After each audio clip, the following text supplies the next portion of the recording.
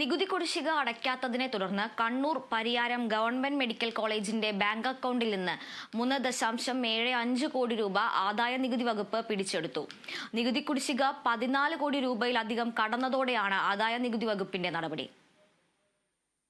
സഹകരണ സംഘത്തിന്റെ കീഴിലായിരുന്ന 2000 മുതൽ 2014 വരെയുള്ള കാലയളവിൽ മെഡിക്കൽ കോളേജ് ആദായ നികുതിയിൽ കുടിശ്ശിക വരുത്തിയിരുന്നു. അന്ന് 50 ലക്ഷം രൂപ വർഷം തോറും അടച്ചാണ് പ്രശ്നം പരിഹരിച്ചത്.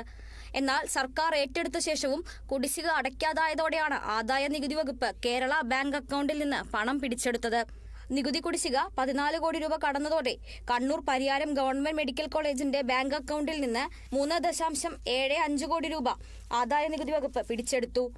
പണം പിടിച്ചെടുത്തതോടെ മെഡിക്കൽ കോളേജിന്റെ ദൈനംദിന പ്രവർത്തനവും നിലച്ചിരിക്കുകയാണ്.